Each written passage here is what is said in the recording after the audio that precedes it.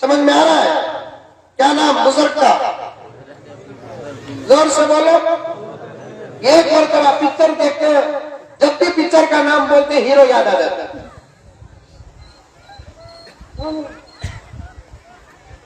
میرے اوپر ڈاؤٹ کریں گے نہیں تو میں مثال بھی دیتا تھا. اس وقت اگر روئیں گے تو دیکھنے والا دیکھ کر کہے گا کہ شاید حضرت کو موت کا ڈر ہے. تو حضرت نے فرمایا چپ، موت کے ڈر سے نہیں رو رہا ہوں بیٹو، بچوں پیارو، موت کے ڈر سے نہیں رو رہا ہوں، بس آنکھوں سے آنسو آ گئے. بات یہ کہنا چاہ رہا تھا میں تم سے. فضائل اعمال میں حضرت شیخ الحدیث زکریا صاحب رحمت اللہ علیہ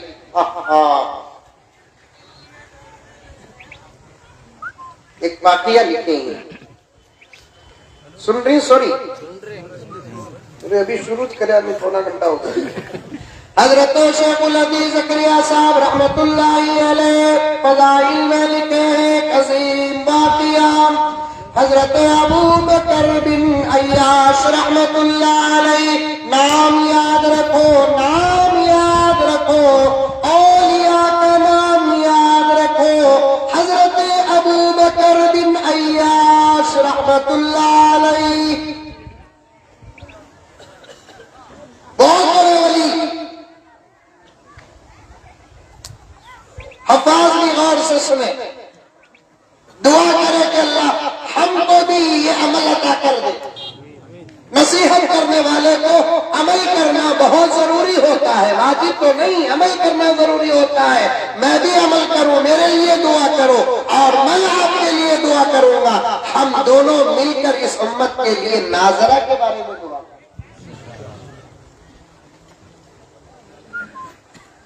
جب حضرت ابو بکر بن عیاش، سمجھ میں آ رہا ہے؟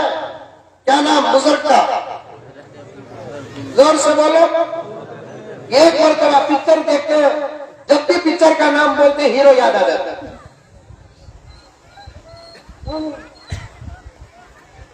میرے اوپر ڈاؤٹ کریں گے نہیں تو میں مثال بھی دیتا تھا. خیر کرے تو کرے، پل کاٹنے میں کون بولو؟ وہ کیسا معلوم ہوا بول کر بولا تو پول کاٹے کا ولن الحمدللہ سیدھے راستے پر آیا. تو وہ ہوٹل بناتا ہے، اللہ کا بندہ، تو کبھی کبھی افتتاح کو مجھے بلا لیتا ہے، تو اس لیے یاد آ گیا. میرے اوپر ڈاؤٹ کرو تو میں بھی دیکھا کیا بول کر رہے ہیں.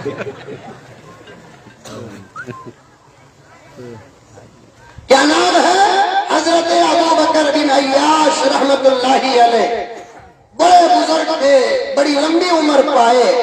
موت کا جب وقت آیا، خرید تھا، انتقال کا وقت، بیوی بچوں کو سب کو اپنے کمرے میں بلائے، بلا کر بچوں کے سامنے کچھ کہنا چاہتے تھے، کہنے سے پہلے رونا آیا. اور حالت اتنی ناتواں اور ضعیف ہو گئی تھی، کمزور ہو گئے تھے کہ دیکھنے والے کو بھی اس بات کا یقین ہو گیا کہ اب حضرت چند دن یا چند گھنٹوں کے مہمان ہیں. پھر بھی پورا گھرانہ تسلی دے رہا ہے، نہیں کئی کو رو رہی حضرت، کئی کو رو رہی حضرت، کئی کو رو رہی حضرت بول کو. اور حکم بھی یہی ہے، مریض کے پاس گئے تو اسے تسلی دینا. سمجھ میں آئی باتیں؟ اب مرنے والا ہے بول کر بولے تو بھی اسے تسلی دینا، اتنی تسلی دینا کہ انہوں کو بچ جانا. ٹھیک ہے، تو تسلی سب سے بڑی دوا. مامو بیمار ہی بھانجا جاتا، کیا مامو بیمار بول کو سنیا نا تم نا، آؤ با کی ہوگا رے استاد چلیں. ارے جاؤ مامو، ہمارے ولی میں دیکھا جو صورت اب دکھ رہی ہے مجھے ویسی ہے، خالی اتنا بولو، خود کو بیٹا نہیں کرتا. قبر اور کلیمہ میرا کا تھا، قبر میرا اور کلیمہ بول کر بولتا ہے. مریض کو تسلی دینا. حضرت ابو بکر بن عیاش رحمت اللہ علیہ کمرے میں تھے، قریب الوفات تھے، مرنے کے قریب تھے. اپنے بیوی بچوں کو بلایا، کمرے میں بٹھایا، کچھ کہنا چاہتے تھے، کہنے سے پہلے رونا آ گیا، آنکھوں سے آنسو کا دریا بہنے لگا. بچوں نے کہا ابا حضور اتنا کیوں رو رہے ہو؟ ابا ابا حضور اتنا کیوں رو رہے ہو؟ مت روئیے ابا حضور، مت روئیے، اللہ آپ کو سلامت رکھے۔ اگر موت بھی ہو، آپ نے تو جی بھر کر زندگی پالی ہے، اور آپ تو اولیاء میں سے ہیں، اور آپ تو اولیاء میں سے ہیں۔ اس وقت اگر روئیں گے تو دیکھنے والا دیکھ کر کہے گا کہ شاید حضرت کو موت کا ڈر ہے۔ تو حضرت نے فرمایا چپ، موت کے ڈر سے نہیں رو رہا ہوں بیٹو، بچوں پیارو، موت کے ڈر سے نہیں رو رہا ہوں، بس آنکھوں سے آنسو آ گئے۔ بات یہ کہنا چاہ رہا تھا میں تم سے، ایک وصیت کرنا ہے مجھے تم سے۔ نصیحت کسے کہتے ہیں؟ زندگی والے حکم کو، مرنے کے بعد بڑوں کے باتوں پر عمل جو کیا جاتا ہے اسے وصیت کہتے ہیں۔ تو بچوں میں ایک وصیت کرنا چاہتا ہوں۔ کیا ابا جان وصیت؟ اب بیٹے اس کمرے میں کبھی کوئی گناہ نہ کرنا، اس کمرے میں کبھی کوئی گناہ نہ کرنا۔ کمرہ ہے یہ گاؤں کا کمرہ ہے، کون سا مقدس ہے؟ بیت المقدس کیا؟ ویسے تو کہیں بھی گناہ نہیں کرنا، خاص کیا بات ہے اس کمرے میں کبھی گناہ نہ کرنا بیٹے؟ بچے نے پوچھا ابا حضور ویسے تو آپ کی تربیت ہے، ہم گناہ سے بچے ہیں، اللہ کا فضل، پھر بھی آپ اس کمرے کو تخصیص کر رہے ہیں، خاص کر رہے ہیں، آخر کیا بات ہے ابا؟ اس کمرے میں گناہ کرنے سے آپ خاص طور پر منع کر رہے ہیں۔ تو تب حضرت ابو بکر بن عیاش نے فرمایا کہ بیٹے تیرے ابا کو جس کمرے میں موت آ رہی ہے، غور سے سننا میرے دوستو، کہ حضرت ابو بکر بن عیاش نے فرمایا بیٹے تیرے ابا کو جس کمرے میں موت آ رہی ہے اس کمرے میں تیرے باپ نے 20 پر 4000 مرتبہ قرآن پڑھا ہے۔ کمرے کی بات باہر کی نہیں، وہ الگ۔ جس کمرے میں تیرے ابا کو موت آ رہی ہے اس کمرے میں تیرے باپ نے 24,000 مرتبہ قرآن پڑھا ہے۔ حضرت مجدد ملت شاہ اشرف علی تھانوی فرماتے ہیں کثرت تلاوت سے اللہ تعالیٰ اوقات میں برکت عطا فرما دیتے ہیں۔ اس لیے کہ حضرت تھانوی کو مجلس میں کسی نے پوچھا حضرت شیخ زکریا ملتانی رحمت اللہ علیہ کے بارے میں ایک واقعہ آتا ہے کہ حضرت شیخ زکریا ملتانی رحمت اللہ علیہ عصر کی نماز پڑھتے، وظائف سے فارغ ہوتے، قرآن پاک شروع کرتے، سورہ فاتحہ سے مغرب سے پہلے پورا قرآن مکمل کر دیتے۔ عصر سے مغرب کا وقت کتنا؟ 6-7 گھنٹے، ہاں 1 گھنٹہ 1.5 گھنٹہ۔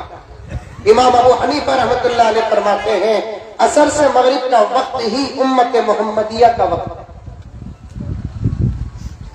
عصر سے مغرب کا جو وقت ہے وہ امت محمدیہ کا وقت ہے۔ کیا مطلب ہے امت محمدیہ کا وقت؟ عصر سے مغرب تک کا جو وقت ہوتا ہے اتنے وقت کے اندر اللہ تعالیٰ عصر کے میدان میں میرے نبی کی پوری امت کا حساب ختم کر دیں گے۔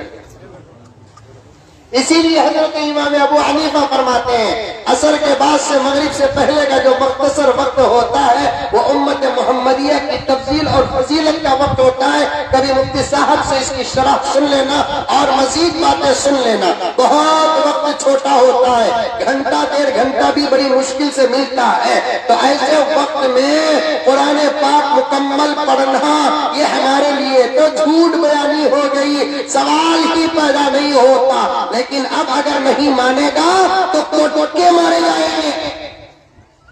اب تو معاملہ ٹھیک ہے۔ تو حیدرآباد سے بنگلور کو جانے کے واسطے پہلے زمانے میں 14 گھنٹے 15 گھنٹے ہوتے تھے، اب 1 گھنٹے میں چلے جاتے ہیں۔ جب دنیا بناتی ہے کوئی ٹیکنالوجی تو سفر فاسٹ ہو جاتا ہے، تو پھر اللہ کی عطا میں وقت میں برکت کیوں نہیں آتا؟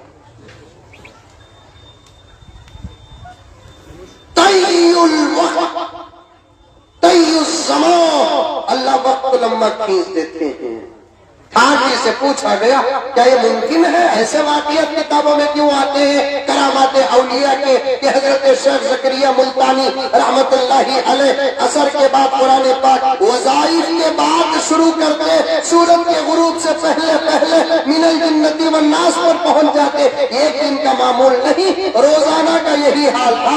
बाज़ औलिया के बारे में आता है फजर के बाद कुरान पाक की तिलावत करते और इशराक से पहले पहले कुरान मुकम्मल हो जाता। अरे मेरे दोस्तों, मेरे लिए शर्म की बात है, आपके लिए भी शायद शर्म की बात है, फजर के बाद इशराक से पहले यासीन पूरा पढ़ने का वक्त नहीं मिलता। उन बुजुर्गों के औकात की बरकत को सलाम हो जो पूरा कुरान खत्म करते।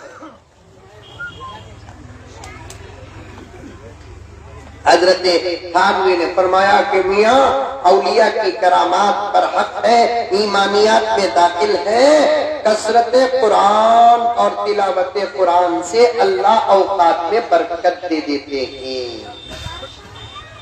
पढ़ो, कुरान पढ़ो, ये पहला पैगाम है।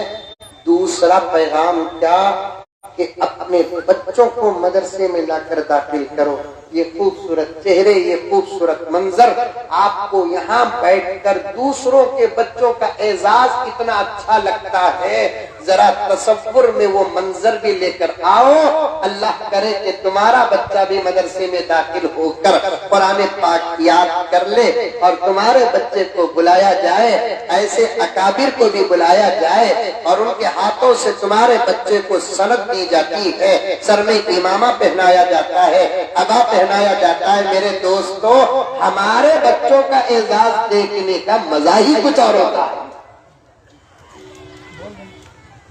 आपको पसंद नहीं है ऐसे? अरे किसे किसे पसंद है हाथ